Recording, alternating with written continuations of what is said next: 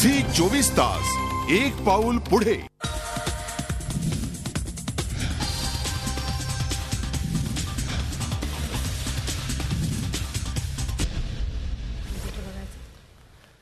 नमस्कार. रोकठोकमध्ये आपलं स्वागत.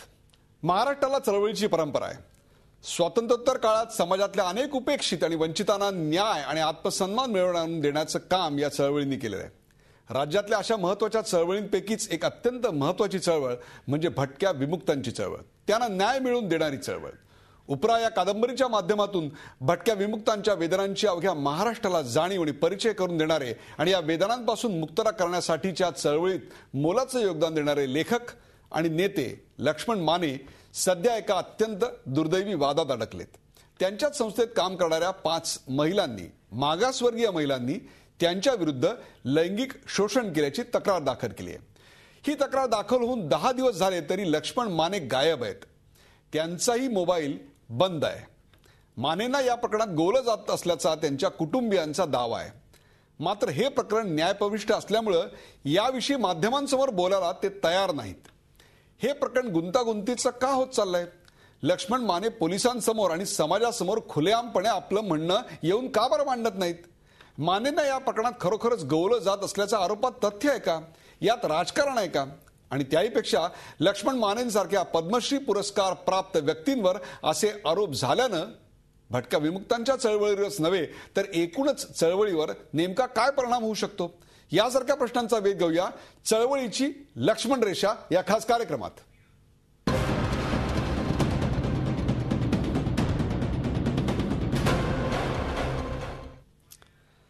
चळवळीची लक्ष्मण रेषा. आज या कार्यक्रमात माझ्याबरोबर चर्चा करण्यासाठी माझ्या सोबत आहेत पुण्याहून ज्येष्ठ सामाजिक कार्यकर्ते, एक गाव एक पाणवठा या चळवळीनं आपण त्या सगळ्यांना ओळखतो. हमाल पंचायतीचं प्रचंड मोठं काम बाबा आढाव यांनी उभं केलेलं आहे. डॉक्टर बाबा आढाव आज या कार्यक्रमात सहभागी होत आहेत.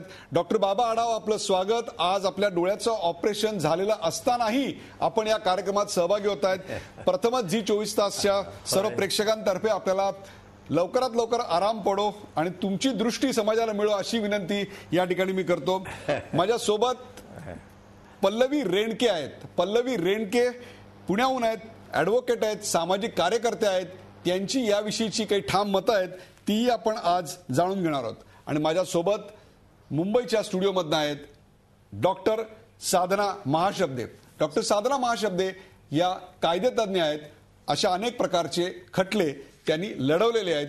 त्यांचेही मत आपण या संदर्भात जाणून घेणार आहोत. आजच्या कार्यक्रमाला सुरुवात करण्या अगोदर आजचा रोखठोक प्रश्न पाहूया. आजचा रोखठोक प्रश्न आहे, लक्ष्मण मानेंवरच्या आरोपांमुळे चळवळीचं नुकसान होत आहे का? लक्ष्मण मानेंवरच्या आरोपांमुळे चळवळीचं नुकसान होत आहे का? रोखठोक कार्यक्रमात आपलं मत मांडण्यासाठी www.24tas Facebook/Zee24 ला लाईक करा किंवा 24tas.com वर लॉग इन करा. चळवळीची लक्ष्मण रेषा. महाराष्ट्रामध्ये गेले काही दिवस अत्यंत दुर्दैवी प्रकार घडतोय. ज्या प्रेक्षकांना याची पार्श्वभूमी माहीत नसेल त्यांच्यासाठी म्हणून अत्यंत थोडक्यात यातली काही तथ्य आपल्या समोर ठेवतो. सातारा आणि कोल्हापूर या भागात माने यांच्या संस्थेच्या अनेक आश्रमशाळा आहेत. त्याच पैकी एका आश्रमशाळेतून या प्रकरणाला तोंड फुटलेलं आहे. 24 मार्च रोजी 3 महिलांचे मानेंवर बलात्काराचे आरोप. सातारा तालुका पोलीस ठाण्यात मानेंविरुद्ध गुन्हा दाखल. त्याचबरोबर माने आजपर्यंत तरी पोलीस ठाण्यात हजर झालेले नाहीत अथवा या संदर्भात गुन्हा दाखल झाल्यानंतर त्यांची बाजू मांडण्यासाठी कोणासमोरही समोर आलेले नाहीत. 26 मार्च रोजी आणखीन 2 महिला पुढे आल्या. या सर्व महिला एकतर परित्यक्ता तरी होत्या, विधवा तरी होत्या. 18 ते 30 या वयोगटातल्या चतुर्थ श्रेणी मागासवर्गीय कर्मचारी होत्या. त्यामुळेच की काय, कदाचित या प्रश्नाचं गांभीर्य आणखीन वाढलेलं आहे. त्याहीपेक्षा सुद्धा माने यांच्यासारख्या चळवळीतल्या अत्यंत दिग्गज नेत्यावर असे आरोप झाल्यामुळं आणखीन यातले रंग गडद झालेले आहेत. संशयाच्या सुया अनेक दिशेनं आपल्याकडे जात आहेत. आज त्या महिलांनी रजा घेतलेली आहे. FIR जो दाखल करण्यात आलेला आहे त्या FIR मध्ये काही तफावती आहेत असंही मला तिथल्या जाणकारांनी सांगितलंय.